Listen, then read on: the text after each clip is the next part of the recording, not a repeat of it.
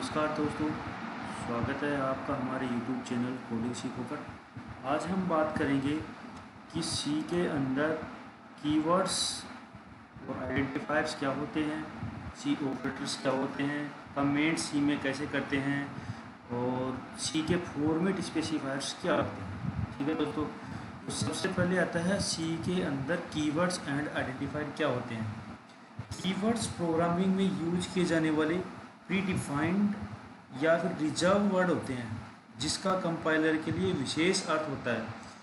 ठीक है, keyword syntax का एक हिस्सा होता है और उन्हें आइडेंटिफायर के रूप में उपयोग नहीं किया जा सकता। फॉर एग्जांपल के लिए अपन चलते हैं, जैसे मेरे पास है इंट मनी। ठीक है दोस्तों, तो यहाँ पर इंट एक कीवर्ड है, ठीक है, जो एक कीवर्ड को इंडिकेट करता है, और मनी है वो एक वेरिएबल है जिसका टाइप है इंटीजर। ठीक है, तो ये तो हो गया अपने पास, क्या हो गया, कीवर्ड इंटीजर है, ये तो इंट है, ये तो हो गया अपने पास कीवर्ड, ये है एक वेरिएबल का नाम।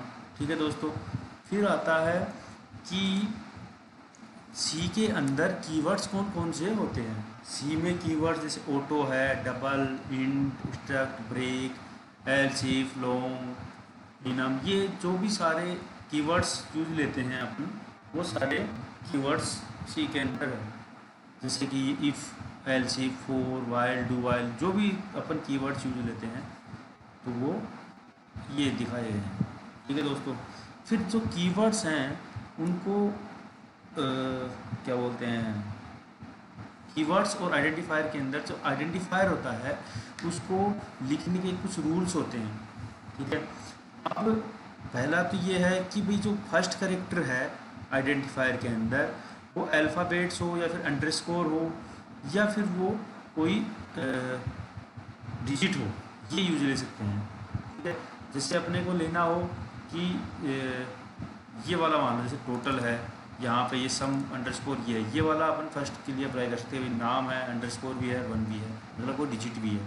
ठीक है, it should not begin with any numerical digit, ये कभी भी न्यूमेरिकल डिजिट से स्टार्ट नहीं होता है, ये हमेशा या तो अल्फ़ा न्यूमेरिक से स्टार्ट होगा या अंडरस्कोर से स्टार्ट होगा, इसको डिजिट से स्टार्ट नहीं कर सकते हैं। फिर उसके बाद में आता है कि आइडेंटिफायर के अंदर अपन अपर केस और लोअर केस दोनों लेटर यूज ही ले सकते हैं। ठीक है, बट सी लैंग्वेज क्या है, कैन सेंसिटिव लैंग्वेज होती है, कोमा और ब्लैंक स्पेस वो अलाउ नहीं करता है आइडेंटिफायर। ठीक है, कीवर्ड्स होते हैं can not be represent as an identifier, जो कीवर्ड्स होते हैं जैसे कि इंटीजर, फ्लोट, डेसिमल, जो भी अपन कीवर्ड जो अपन ने इसमें बताया है, जो भी अपने कीवर्ड्स होते हैं इसमें, ये जो भी कीवर्ड्स होते हैं इनको अपन आइडेंटिफायर की जगह यूज नहीं ले सकते हैं। ठीक है, आइडेंटिफायर का मतलब होता है कि एंटिटी को कोई नाम दिया जाता है ना, वो ही आइडेंटिफायर होता है। जैसे कि वेरिएबल, फंक्शन, स्ट्रक्चर, इनके जो आदि जो होते हैं वो ही अपने आइडेंटिफायर होते हैं। आइडेंटिफायर यूनिक होना चाहिए, इसका एग्जीक्यूशन के दौरान आइडेंटिफाई करता है एंटिटी के नेम को। ठीक है, अब इसके अंदर क्या होता है कि जो आइडेंटिफायर की जो लेंथ होती है वो 31 कैरेक्टर से ज़्यादा नहीं होनी चाहिए, 31 कैरेक्टर या उससे कम होनी चाहिए। और आइडेंटिफायर क्या होता है कि return as such a way that it meaningful, short and easy to read. Identifier के नाम जो लिखते हैं ना वो एक मीनिंगफुल होना चाहिए, अपने को पता होना चाहिए कि भैया मैंने आइडेंटिफायर का ये नाम लिया था, ये इसके लिए बनाया गया था ये आइडेंटिफायर। जैसे अपन XYZ लिख दिया तो उसका कोई मतलब नहीं है। जैसे कि मान लो कि मेरे को ये है, जैसे डबल इंट मनी, मनी है, कोई ऐसे यूज के लिए है कि मनी, मेरे पास इतनी मनी आई, इतनी गई, उसके लिए अपन मनी यूज लेंगे। फिर आता है अपने पास अकाउंट बैलेंस है, जैसे अकाउंट बैलेंस मेरा कितना है, तो इसके लिए कुछ जो नाम होता है आइडेंटिफायर का कुछ ऐसा होना चाहिए कि भाई अपने को समझ सके उसको कि क्या लिखा गया है। ठीक है, और ये एक एग्जांपल है कुछ वैलिड आइडेंटिफायर के, जैसे कि टोटल है, सम, एवरेज, अंडरस्कोर से स्टार्ट कर सकते हैं अपन, ओनली अंडरस्कोर, बाद में अंडरस्कोर, फिर उसके बाद में सम अंडरस्कोर 1, ये कुछ एग्जांपल्स हैं जो कि आइडेंटिफायर को लिखने के लिए यूज ले सकते हैं अपन। फिर आता है टाइप्स ऑफ आइडेंटिफायर। दो टाइप के आइडेंटिफायर होते हैं, ठीक है, एक इंटरनल आइडेंटिफायर और एक्सटर्नल आइडेंटिफायर। इसमें इंटरनल का मतलब ये होता है कि जो उसी स्कोप के अंदर यूज किया जाता है आइडेंटिफायर, वो तो होता है इंटरनली आइडेंटिफायर। इंटरनली का आप समझते होंगे अंदर, मतलब कि एक स्कोप बना दिया कि जैसे मान लो एक एग्जांपल बताता हूँ, जैसे ये है इंट मनी और डबल है, तो ये क्या है कि अपने पास इंटरनल आइडेंटिफायर है, इसको आप एक्सटर्नल आइडेंटिफायर नहीं बोल सकते, ठीक है। ये है इंटरनल, इनको अगर अपन बाहर लिख दें यहाँ पे तो ये अपने हो जाएंगे एक्सटर्नल आइडेंटिफायर, ठीक है। ये होते हैं इंटरनल और एक्सटर्नल आइडेंटिफायर। अब आता है कि difference between keywords and identifier. Identifier और कीवर्ड्स में क्या डिफरेंस होता है? कीवर्ड्स तो आपको पता है कि प्री डिफाइंड होते हैं, जैसे इंट, फ्लोट, डबल, ये सारी क्या कीवर्ड्स थे, प्री डिफाइंड होते हैं। लेकिन आइडेंटिफायर होता है वो यूजर डिफाइन करता है कि उसका नाम क्या लिखना है। जैसे ये है, मान लो ये मेरे पास मनी, अकाउंट बैलेंस, ये मैं डिफाइन करूँगा, तो ये यूजर डिफाइन होते हैं, ठीक है। और ये है, ये लोअर केस में लिखे जाते हैं, कीवर्ड्स लोअर केस में लिखे जाएंगे और आइडेंटिफायर को लोअर और अपर दोनों केस में लिख सकते हैं, ठीक है। फिर उसके बाद आता है कि ये प्री डिफाइंड होते हैं सी कंपाइलर में, ठीक है, और ये प्री डिफाइंड नहीं होते हैं, ठीक है। फिर आता है कि कॉम्बिनेशन ऑफ अल्फ़ाबेटिकल कैरेक्टर्स। ये क्या होते हैं कि जो कीवर्ड्स होते हैं वो अल्फ़ाबेटिकली कैरेक्टर के कॉम्बिनेशन हो सकते हैं, और ये कॉम्बिनेशन ऑफ अल्फ़ाबेटिक कैरेक्टर्स, ये भी कॉम्बिनेशन हो सकते हैं अल्फ़ाबेटिकली, ठीक है। और फिर उसके बाद में आता है it does not contain the underscore. जो कीवर्ड्स होते हैं उसमें हम अंडरस्कोर यूज़ नहीं कर सकते। वो जो प्रीडिफाइंड चीज़ें होती हैं उसके अंदर अपन जो जैसा लिखा हुआ है वैसा यूज़ ले सकते हैं, अपनी हैंड से कुछ नहीं ले सकते। लेकिन आइडेंटिफायर में हम अंडरस्कोर वगैरह यूज़ ले सकते हैं, क्योंकि ये यूजर डिफाइन होते हैं, यूजर अपनी मर्जी से लिखना चाहे वो लिख सकता है, ठीक है दोस्तों। फिर आता है अपने पास सी के अंदर ऑपरेटर्स क्या होते हैं। ऑपरेटर्स क्या होते हैं कि जो मैथमेटिकल जो ऑपरेशन परफॉर्म करने होते हैं, जैसे addition, subtraction, multiplication, division, numerical values जो भी होती है उसके लिए अपने को ऑपरेटर्स की यूज लेना पड़ता है। ऑपरेटर्स क्या कौन कौन से होते हैं सी के अंदर? अर्थमेटिक ऑपरेटर हो गया, इंक्रीमेंट डिक्रीमेंट ऑपरेटर्स हो गया, फिर आता है assignment operators, relational operator, logical operator और बिटवाइज ऑपरेटर, ठीक है दोस्तों। तो सबसे पहले आता है अर्थमेटिक ऑपरेटर्स। अर्थमेटिक्स ऑपरेटर्स में क्या क्या होते हैं? जैसे प्लस हो गया, minus, multiplication, division, modulus. Modulus जो रिमाइंडर होता है, जिससे कि अपने कुछ वैल्यू डिवाइड करी उसके बाद जो मेंस होता है वो मॉडुलस होता है, ठीक है।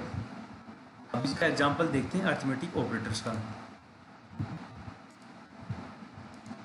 ये मेरे पास एक अर्थमेटिक ऑपरेटर्स का एग्जांपल है, ठीक है। सबसे पहले मैंने तीन वैल्यू ली, ए, बी और सी को ब्लैंक रखा है कि इसमें वैल्यू असाइन करने के लिए, ठीक है। ए की वैल्यू रखती मैंने 9 और बी की वैल्यू रखी मैंने 4, ठीक है। अब मैंने क्या किया, प्लस सबसे पहले क्या किया, एडिशन। तो सी के अंदर वैल्यू डाली ए प्लस बी और मैंने प्रिंट करवा दिया ए प्लस बी की वैल्यू क्या आएगी। फिर मैंने क्या किया कि सी के अंदर ए माइनस बी किया, मतलब कि इसके अंदर माइनस ऑपरेटर लगाया है, ठीक है, अर्थमेटिक का माइनस लगाया है, तो ए माइनस बी क्या आएगा मेरे पास। फिर उसके बाद में मल्टीप्लिकेशन किया है मैंने, ए मल्टीप्लाई बी, फिर मैंने डिवाइड किया है A multiply B, sorry A divided by B, और फिर मैंने लिया है मॉडुलस रिमाइंडर वैल्यू कि मेरे पास क्या बचता है, ठीक है। अब मैं इसको रन करके दिखाता हूँ कि मेरे पास आउटपुट क्या आता है, ठीक है दोस्तों। मेरे पास ए प्लस बी आया 13, मेरे पास ए की वैल्यू थी 9 और बी की वैल्यू थी 4, तो ए प्लस बी 9 प्लस 4 13 हो गया। फिर मैंने क्या किया, ए माइनस बी, यानी कि मेरे पास 9 माइनस 4, तो 9 माइनस 4 करेंगे तो अपने पास बचेगा 5। फिर मैंने क्या किया, ए मल्टीप्लाई बाई बी, तो यानी कि 9 मल्टीप्लाई 4, तो 9 4 जो 36। फिर उसके बाद में मैंने ए डिवाइडेड बाई 2 किया, तो ये मेरे पास आया 2। फिर मैंने क्या किया कि रिमाइंडर जो डिवाइड के बाद, जैसे मैंने 9 डिवाइड 4 किया तो 4 2 जो 8, तो 1 रिमेन बचा, तो वो अपना एक रिमाइंडर होता है जिसको अपना मॉडुलस बोलते हैं, ठीक है दोस्तों, समझ में आ गया होगा ही। फिर अपने पास चलते हैं नेक्स्ट कौन सा है, असाइन ऑपरेटर। ठीक है, उससे पहले अपने पास एक आता है increment and decrement operator. Increment और डिक्रीमेंट क्या होता है कि ये वैल्यू को एक प्लस प्लस करने पर, मतलब वन, एक वैल्यू अगर प्लस प्लस करेंगे मतलब इंक्रीमेंट कर रहे हैं तो उसके लिए वन वैल्यू इंक्रीमेंट हो जाएगी, माइनस माइनस कर रहे हैं तो इसके लिए वैल्यू कम हो जाएगी, मतलब माइनस हो जाएगी। जैसे 2 थी तो प्लस प्लस किया तो 3 हो गया, माइनस माइनस किया तो उसके बाद में माइनस हो गया। फिर उसके बाद में आता है असाइनमेंट ऑपरेटर। असाइनमेंट ऑपरेटर्स में असाइनमेंट ऑपरेटर्स में आता है इक्वल, और पहले प्लस फिर उसके बाद में इक्वल, फिर उसके बाद में माइनस, फिर इक्वल, फिर मल्टीप्लाई इक्वल, फिर उसके बाद में डिवाइड इक्वल, फिर मॉडुलस इक्वल। जो अर्थमेटिक ऑपरेटर्स होते हैं उन्हीं का यूज लेके इसको असाइनमेंट यानी कि असाइन यानी कि वैल्यू असाइन करनी होती है अपने को, तो वो असाइनमेंट ऑपरेटर होते हैं। अब जैसे आपको एग्जांपल दिखाते हैं असाइनमेंट ऑपरेटर्स का। ठीक है, अब मेरे पास क्या था कि ए के अंदर 5 ले लिया मैंने और सी इसके अंदर मैंने खाली ले लिया। अब सी के अंदर ए असाइन कर रहे हैं, असाइन मतलब इसकी ए की वैल्यू सी के अंदर असाइन करने का मतलब होता है डाल रहे हैं, ए की वैल्यू सी में डाल रहे हैं। ठीक है, अपने पास 2 बकेट है, मान लो एक ए है एक सी है। अब सी खाली पड़ा है तो ए के अंदर जो भी बकेट में अपने पास चीज़ें थी, मान लो अपने पास बनानास थे, तो जो भी बनाना अपने पास थे वो अपन ने सी के अंदर डाल दिए। तो अब सी के अंदर कितने बनाना हो गए, 5। फिर आता है अपने पास सी के अंदर पहले कितना था, 5 था। फिर उसके बाद में मैंने क्या कि एक ए और डाल दिया। ठीक है, इसको ध्यान से समझना है अपने को। ये क्या होता है कि पहले ऐड करता है वैल्यू को, ठीक है, सी प्लस इक्वल टू ए। ठीक है, तो सी के अंदर 10 यानी कि पहले 5 था तो 5 और डाल दिया अपन ने, ऐड कर लेना अपन, तो 5 और डाल दिया तो कितना हो गया, 10 हो गया। ठीक है, फिर उसके बाद में आता है पहले, अब सी के अंदर वैल्यू कितनी हो गया अपने पास 10। अब क्या करेंगे, उसमें से माइनस कर रहे हैं, पहले माइनस करेंगे और फिर ये वैल्यू डाल देंगे। माइनस किया 5, कितना 5 माइनस किया तो इस 10 में से 5 गए तो 5।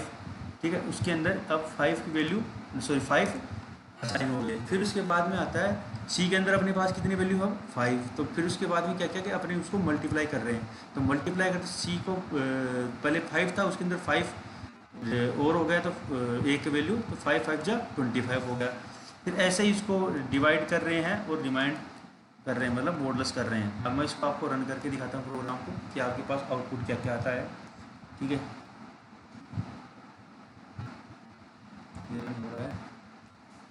हाँ, पहले सी की वैल्यू कितनी आई, 5, अपने पास 5 आ गई। फिर उसके बाद में अपन ने क्या क्या प्लस किया है 10, फिर उसके बाद में माइनस किया, फिर मल्टीप्लाई किया, डिवाइड किया, फिर ये क्या हो गया मॉडुलस यानी कि रिमाइंड जो बचता है 5 5 क्या उससे डिवाइड करेंगे तो 0 बचता है।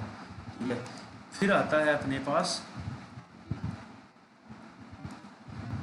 Relational operator. रिलेशनल ऑपरेटर क्या होता है कि जैसे इक्वल टू हो गया कि 5 इक्वल टू 3, यानी कि ये बताता है कि 5 है वो इक्वल टू 3, मतलब कि कंपेयर कर रहा है कि 5 और 3 दोनों बराबर हैं क्या। ठीक है, ये इक्वल टू है क्या, भाई 5 और 3 बराबर नहीं है, तो इसलिए अपने को इसमें रिटर्न में क्या मिलेगा, 0, यानी कि ये सही नहीं है, मतलब 5 और इक्वल टू 3 नहीं होते हैं। फिर आता है अपना ग्रेटर देन। ठीक है, 5 ग्रेटर देन 3, मतलब कि ये 5 बड़ा होता है 3 से, ये सही बात है, तो इसलिए अपने को क्या मिलेगा यहाँ पे 1 मिल जाएगा। फिर आता है लेस देन, 5 लेस देन 3, ये इवेलुएटेड कर रहा है कि 5 है वो लेस देन है 3 से, ये गलत होता है क्योंकि 5 है वो ग्रेटर देन ही हो सकता है 3 से, लेस देन ही हो सकता है, इसलिए ये अपने को रिटर्न 0 करेगा, मतलब कि ये अपना सही नहीं है। फिर आता है अपने पास नॉट इक्वल टू, जैसे 5 नॉट इक्वल टू 3, मतलब कि 5 है वो 3 के बराबर नहीं है, सही बात है कि 5 3 के बराबर नहीं होता, तो इसलिए अपने को इवेलुएटेड टू 1 यानी कि मतलब अपने को 1 मिल जाएगा रिटर्न में, कि ट्रू वैल्यू मिल जाएगी इसकी। अब आता है greater than equal to. Greater than equal to का मतलब ये होता है कि भाई 5 ग्रेटर देन इक्वल टू 3, ऐसा नहीं हो सकता, तो इसको समझने की है कि जैसे 5 ग्रेटर देन इक्वल टू 5 होता तो अपने पास इसको मिलता 1। ठीक है, कि भाई 5 और ये क्या बोलते हैं ग्रेटर देन तो नहीं है लेकिन इक्वल टू तो है ये। ठीक है, और ये इसमें दोनों चीज़ें चलती हैं, ग्रेटर देन और इक्वल टू दोनों चेक करता है इसमें। जैसे इसमें है 5 ग्रेटर देन इक्वल टू 3, ये भी सही है क्योंकि 5 है, पहले वो ग्रेटर देन वाले चेक करा उसने, उसको ग्रेटर देन मिला तो उसने ट्रू रिटर्न कर दिया। फिर उसके बाद में अगर आप जैसे 5 ग्रेटर देन इक्वल टू 5 लिखते हैं अपन, तो अपने को यहाँ पे 1 मिलता है क्योंकि पहले वो ग्रेटर देन चेक करता वो नहीं मिला। फिर उसके बाद में इक्वल टू चेक किया, इक्वल टू चेक करेगा तो 5 इक्वल टू 5 हुआ तो वो अपने पास 1 मिल जाएगा। फिर ऐसे ही लेस देन हो गया, तो 5 लेस देन इक्वल टू 3, तो लेस देन तो है, इक्वल टू नहीं है। अगर यहाँ पे 5 लेस देन इक्वल टू 5 होता तो भी अपने पास 1 मिल जाता। अब इसका एक एग्जांपल लेके समझते हैं अपन कि असाइनमेंट रिलेशनल कैसे यूज लेते हैं। ठीक है, अब ये मेरे पास ए बी और सी वैल्यू है। ठीक है, इनको मैंने पहले क्या किया, इक्वल टू किया। ठीक है, फिर उसके बाद में मैंने ग्रेटर देन किया है, फिर लेस देन किया है, फिर नॉट इक्वल टू किया है, फिर ग्रेटर देन इक्वल टू किया है और फिर लेस देन इक्वल टू किया है। ठीक है दोस्तों, तो अपन इसका आउटपुट देखते हैं क्या आता है। 0 1 0 1 आएगा अपने पास। ठीक है, पहले आता है 5, ए और बी की वैल्यू 5 है, यहाँ पे ए और बी लिखा है अपन ने। 5 इक्वल टू 5 सही है क्योंकि दोनों बराबर होते हैं। अब आता है 5 इक्वल टू सी, मतलब कि जो 5 और 10 हैं दोनों बराबर होते हैं, नहीं बराबर नहीं होते हैं। फिर उसके बाद में आता है ग्रेटर देन का, ए ग्रेटर देन बी, क्योंकि ए ग्रेटर देन बी मतलब 5 ग्रेटर देन 5 नहीं होता है, तो ये इसने 0 रिटर्न कर दिया। 5 ग्रेटर देन 10 ये भी नहीं होता है, 5 लेस देन 5 ये भी नहीं होता है, 5 लेस देन 10 तो ये सही है क्योंकि 10 है वो 5 से बड़ा होता है। फिर उसके बाद में आता है नॉट इक्वल टू, तो 5 नॉट इक्वल टू 5, तो ये 5 नॉट इक्वल टू 5 0 क्योंकि दोनों बराबर नहीं होते हैं। फिर उसके बाद में ये 5 नॉट इक्वल टू 10, 5 है वो नॉट इक्वल टू 10 यानी कि 5 है वो इसके बराबर नहीं होता, सही बात है। फिर उसके बाद में आता है ग्रेटर देन इक्वल टू, फिर उसके बाद आता है लेस देन इक्वल टू। तो ये क्या है कि असाइनमेंट ऑपरेटर होते हैं कि भाई चेक करता है अपने को कि ये इक्वल है या नॉट इक्वल है, ग्रेटर देन लेस देन। जो अपने को प्रोग्राम बनाएंगे अपन आगे उसमें समझ में आएगा कि भाई ये वैल्यू इससे, माना कि मेरे पास 5 बकेट्स हैं और आपके पास 10 बकेट हैं, तो कंपेयर इक्वल टू लगाएंगे तो नहीं होंगी क्योंकि इक्वल टू नहीं है। मेरे पास 5 आपके पास 10 इक्वल नहीं है, नॉट इक्वल हो सकती हैं क्योंकि 5 ए नॉट इक्वल टू बी, ये सही है क्योंकि दोनों के पास वैल्यू सही नहीं है। आपके पास 10 है, मेरे पास 5 है। ठीक है, फिर आता है अपने पास लॉजिकल ऑपरेटर्स में क्या होते हैं कि एंड और नॉट इक्वल ये होते हैं। तो एंड क्या होता है कि चेक करता है वैल्यू की ट्रू है कि नहीं है। फिर उसके बाद और चेक कहता है कि एक ए और बी अपने पास, मतलब लेफ्ट साइड और राइट साइड, इन दोनों में से कोई भी एक हो तो वो अपने लूप के अंदर आ जाएगा। अगर नॉट इक्वल टू में क्या होगा, सी नॉट इक्वल टू 5, तो ये चेक करता है ट्रू है फॉल्स है। अब आते हैं अपने एक एग्जांपल के साथ में लॉजिकल ऑपरेटर्स अपन ने ये देखे कि ए बी सी और रिजल्ट। ठीक है, अपन ने 4 वेरिएबल ले लिए। ए पहले अपन ने क्या चेक करवाया कि result equal to A equal to B and C greater than 5। ठीक है, अब ए इक्वल टू बी सही है एंड सी है वो ग्रेटर देन है बी से, ये भी सही है। तो ग्रेटर देन क्या किया इसने, एंड ऑपरेटर लगाया अपन ने। एंड ऑपरेटर इसलिए ये एंड ऑपरेटर क्या होता है कि दो तरह से चेक करता है, एक ये लेफ्ट साइड हो गया, ये इसका राइट साइड हो गया। इन दोनों में लेफ्ट साइड और राइट साइड दोनों साइडों के जो भी चीज़ें हैं, जो वैल्यू अपन ने कंपेयर करवाई है वो ट्रू होनी चाहिए, तभी वो अपने को आगे लूप वगैरह या कुछ हो, इफ़ एल्स लगाएंगे तो उस कंडीशन में आगे जाएगा, अदरवाइज नहीं जाएगा। और में क्या करता है कि ये लेफ़्ट की चेक करता है, अगर ये ट्रू मिलती है तब तो अंदर चला जाएगा, अगर ये ट्रू नहीं मिलती है तो ये दूसरी वाली कंडीशन चेक करेगा, अगर दूसरी ट्रू मिल जाती तो अंदर चला जाएगा। इन दोनों में से कोई भी एक कंडीशन ट्रू होगी तो भी ये अपना अंदर लूप के या फिर कंडीशन के अंदर चला जाएगा। नॉट इक्वल टू में क्या करेगा कि ये चेक करेगा कि ये नॉट इक्वल टू है क्या, और लगाया अपन ने, तो या तो ये कंडीशन ट्रू हो या फिर ये वाली कंडीशन ट्रू हो, इन दोनों में से एक ट्रू होगा तो ये अपने पास अंदर आउटपुट शो कर देगा। ये जैसे अपन आगे पढ़ेंगे इफ एल्स कंडीशन, उसमें अपने को काम में आएंगे, तो वहाँ अपने को देखना पड़ेगा कि ये क्या क्या यूज लेते हैं। अभी तो आप इतना समझ लो कि ये ऑपरेटर्स, एंड ऑपरेटर दोनों कंडीशन ट्रू होनी चाहिए, लेफ्ट और राइट, और में केवल एक कंडीशन ट्रू होनी चाहिए। इसमें भी यही है कि कंडीशन अगर आप नॉट इक्वल टू लगा रहे हैं तो इसमें एंड भी लग सकती है और भी लग सकती है। तो ये कंडीशन अपन आगे पढ़ेंगे कैसे डिटेल में कि कैसे काम करती हैं। ठीक है दोस्तों, फिर आता है अपने पास बिटवाइज ऑपरेटर। अब बिटवाइज ऑपरेटर में क्या होता है कि एंड, और, फिर बिटवाइज एक्सक्लूसिव, और फिर कॉम्प्लीमेंट, फिर उसके बाद शिफ्ट, लेफ़्ट से शिफ्ट कर रहा है, फिर राइट से शिफ्ट कर रहा है, वो चीज़ है। ठीक है, अब इसको भी एक एग्जांपल से समझते हैं कि बिटवाइज ऑपरेटर्स क्या होते हैं। ठीक है, अब जैसे ये मेरे पास बिटवाइज एंड का आउटपुट क्या आएगा ये, और फिर उसके बाद बिटवाइज और का आउटपुट क्या आएगा, फिर XOR का क्या आउटपुट क्या आएगा, और कॉम्प्लीमेंट का आउटपुट क्या आएगा। ठीक है दोस्तों, अब मेरे पास क्या हुआ कि एंड का आउटपुट आया अपने पास 8, और का आउटपुट आया अपने पास 29, जोर का आउटपुट आया 21, और कॉम्प्लीमेंट का आउटपुट आया अपने पास -16 और 19। बिटवाइज कॉम्प्लीमेंट क्या करता है, अगर ये वाला इसका साइन होता है, इसमें क्या करता है कि अगर इसके आगे माइनस होता है तब तो ये एक वैल्यू बढ़ा के, मतलब कि प्लस होगा तो उसको बढ़ा के किया उसने, और उसको आगे माइनस का साइन लगा दिया। अगर उसको माइनस की वैल्यू है तो उसको घटा के और उसके आगे प्लस कर दिया, मतलब उसका अपोजिट करता है। अगर प्लस है तो उसकी वैल्यू बढ़ा के फिर माइनस कर देता है, अगर माइनस है तो उसकी वैल्यू घटा के फिर प्लस कर देता है। ये बिटवाइज ऑपरेटर होता है। फिर आता है अपना फॉर्मेट स्पेसिफायर्स। फॉर्मेट स्पेसिफायर्स क्या हैं कि जैसे अपन ये लगाते हैं ना कि percentage D, I, you, x, तो ये क्या करते हैं कि अपने को जैसे ये परसेंटेज डी लगाते हैं, ये क्या, इसका मतलब क्या होता है कि इंटीजर वैल्यू होती है वो पॉजिटिव और नेगेटिव दोनों हो सकती हैं। ठीक है, ऐसे ही यू के अंदर अनअसाइंड इंटीजर होता है, इसके अंदर अपने को वैल्यू पॉजिटिव ही होल्ड कर सकते हैं। और परसेंटेज ओ के अंदर क्या होता है, अनअसाइंड इंटीजर होता है। ठीक है, ये स्टार्ट होगा हमेशा 0 से। फिर आता है कैपिटल एक्स और स्मॉल एक्स, ये हेक्साडेसिमल अनअसाइंड इंटीजर होता है, इसके अंदर 0 से स्टार्ट होके एक्स आता है, फिर अल्फा न्यूमेरिक ABC ऐसे आता है। ठीक है, कुछ और ये फॉर्मेट स्पेसिफायर्स और भी होते हैं। ठीक है, अब कुछ छोटा सा एग्जांपल दिखाते हैं आपको फॉर्मेट स्पेसिफायर्स का। ये रहा,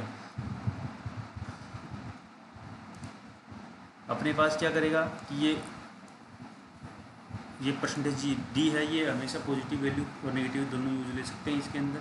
ठीक है, ए और बी की वैल्यू प्रिंट कर देगा। इसके अंदर अपने को क्या करता है, अनअसाइंड होता है, इसमें ओनली पॉजिटिव वैल्यू करेगा। अब इसको रन करके दिखाते हैं। ठीक है, और फिर दूसरा एक अपने पास आता है, एक टॉपिक और लगे अपना कमेंट इन सी के अंदर कमेंट कैसे करते हैं। तो सी के अंदर कमेंट कैसे करते हैं दोस्तों कि ये मेरे पास एक प्रोग्राम है कमेंट डॉट सी। ठीक है, सी में दो टाइप से कमेंट्स करते हैं, सिंगल लाइन कमेंट्स और multi line comments. Single line comments के लिए क्या करना पड़ेगा, अपने को 2 बार फॉरवर्ड स्लैश इनपुट करना है तो अपना कमेंट हो जाएगा। कंपाइलर क्या करता है, जब कंपाइल करते हैं प्रोग्राम को तो इन दोनों जो कमेंट किया हुआ उस लाइन को रीड नहीं करता है, वो उससे आगे वाली लाइन को रीड कर लेता है।